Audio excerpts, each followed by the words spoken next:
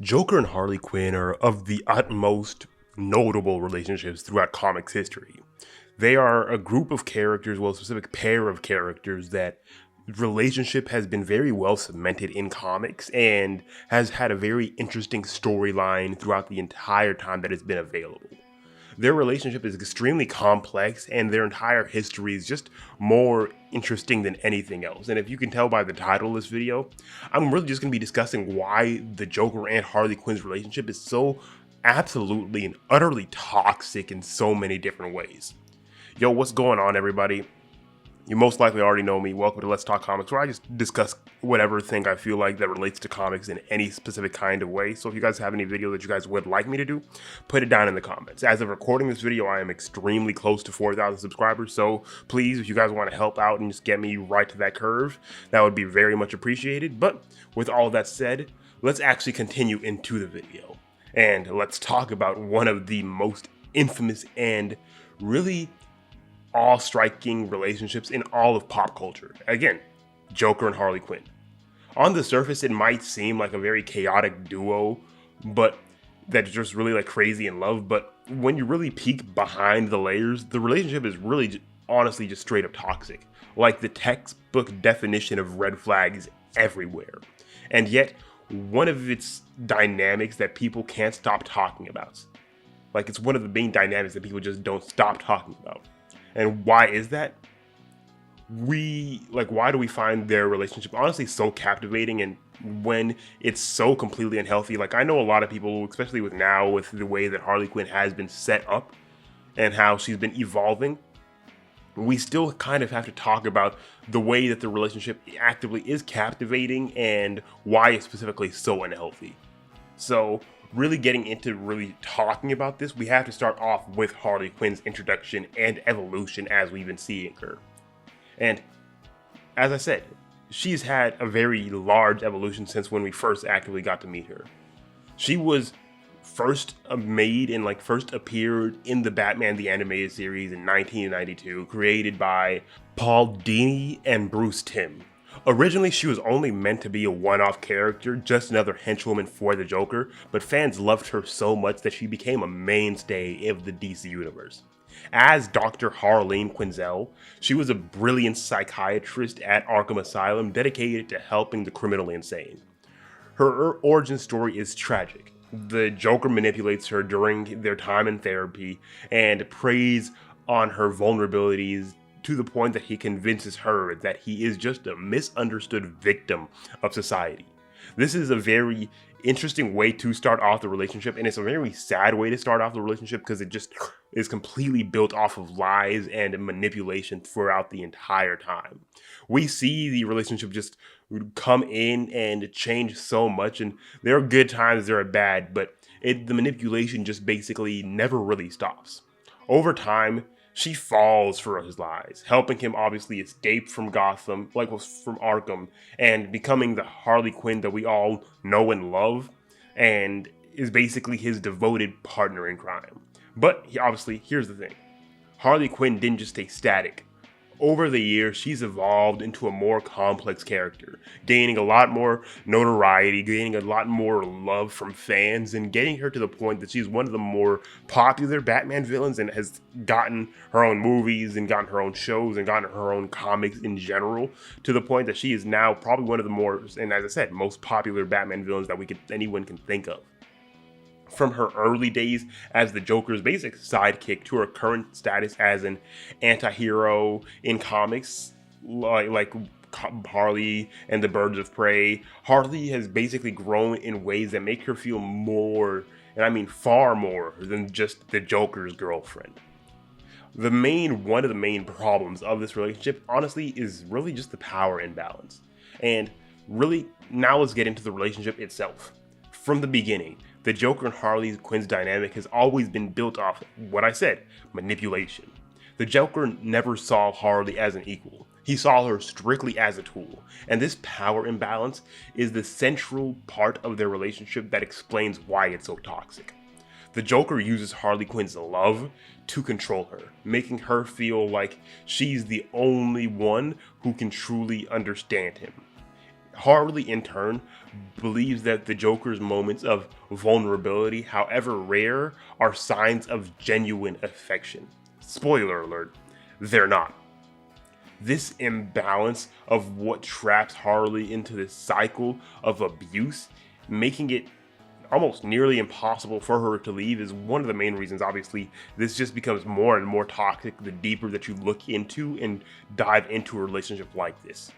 It's a heartbreaking thing because Harley's devotion is actively so genuine, and even though it's completely one-sided, you have to feel bad for the entire situation that you really see throughout almost the entirety of the time that they were together.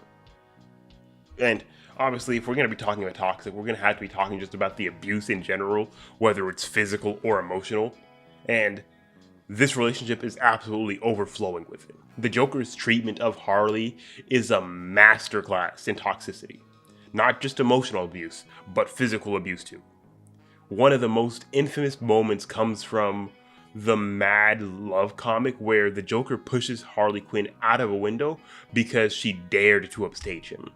He frequently uses her as bait or as a distraction during his schemes, showing literally zero regard for her safety. Then there's the obvious gaslighting. Joker constantly makes Harley feel like she's the problem, breaking her down mentally and emotionally. And what's even sadder is Harley often interprets these acts of violence as signs of passion. It's a very twisted dynamic that keeps her coming back, even though it's and I mean very clear, that the Joker doesn't value her as a person. Like, Harley is so deeply deluded in the feeling of love that it's basically gotten to the point where it's more like a Stockholm syndrome kind of thing. Like, the reason why Harley stayed, well, she just genuinely believes that the Joker loves her deep down. She clings to the rare moments of tenderness, convincing herself that they outweigh the abuse. This delusion is reinforced by their relationship and was portrayed in its earliest days, especially in Batman the Animated Series, as their dynamic was presented as a quirky and chaotic, glossing over all of the darker elements. Harley's unwavering loyalty to the Joker is honestly both the greatest strength and her greatest weakness for someone like her. It's what makes her such a compelling character, but it's also what keeps her trapped in a situation like this, or at least specifically kept her trapped. It's only later that Harley specifically begins to grow as a character, and then she starts to question this so-called love and what it's costing her. As I said, Harley has evolved quite a bit, and I'm obviously talking about a relationship that isn't actively happening anymore, but just the ramifications of this relationship and the entire history behind this relationship needs to be talked about. Like, we have to talk about the Joker as an obvious character and the absolute narcissism that he has. Because let's be real, the Joker doesn't love Harley, or anyone for a matter of fact. The only thing that the Joker loves is chaos. The Joker views Harley as a means to an end. She is a tool that he can use to further his schemes and nothing more. Whenever Harley tries to assert her independence, Joker just sabotages her. He can't handle the idea of her being her own person because it threatens his control.